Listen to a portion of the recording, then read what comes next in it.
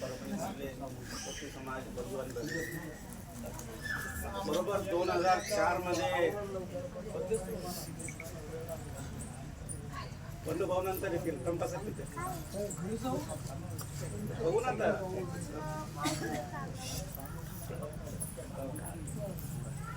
21 वर्षाच्या नंतर तिथे स्वामींचा येण्याचा योग आलेला आहे. त्यांच्या हस्ते या मंदिराचं प्रतिष्ठा झालेली आहे आणि आपण सगळं भाग्यवान आहोत की 21 वर्षानंतर आपल्याला स्वामीजी स्वयं दर्शन द्यायला आपल्याला सुचलं की स्वामीचं दर्शन द्यायला. हंपीमध्ये बदामीमध्ये स्वामीजी काय कोणी काशीला जातं, कोणी गंगा न्हायला जातं, कोणाला कुंभ न्हायचं आहे. कुंभ तर इथे यांच्या पायाजवळ. तुम्ही कधी गेले का? तिथे स्वामींचं आश्रम आहे, जिथे मूळ आहे तिथे बदामीमध्ये आहे, हंपीमध्ये आहे, बेंगलोरमध्ये आहे. तुमचं भाग्य आहे, स्वामीजी तुम्हाला दर्शन द्यायला इथे आले. आपण जात नाही आहे, आपण फक्त घरीच बसतो. मी तुमच्या सगळ्यांना विनंती करेल, हंपीमध्ये जा, बदामीला जा, बेंगलोरमध्ये जा.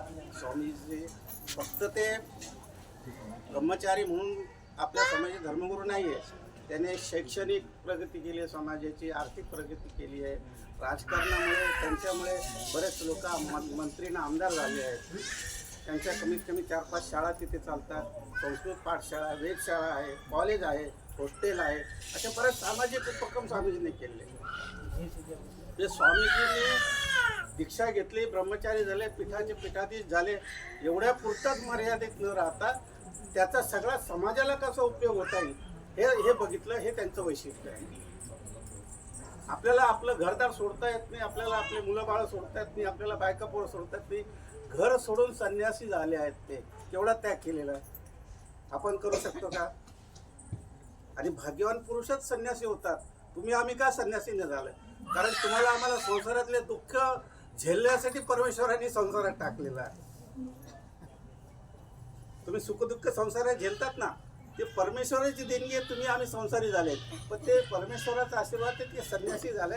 आपल्यापेक्षा त्यांचं परमभाग्य आहे. अशा परमभाग्याने स्वामीजी आज इथे आले आहेत. आपण शांततेने सगळ्यांनी दर्शन घ्यावं आणि त्यांचे आशीर्वाद एवढीच होईल. धन्यवाद.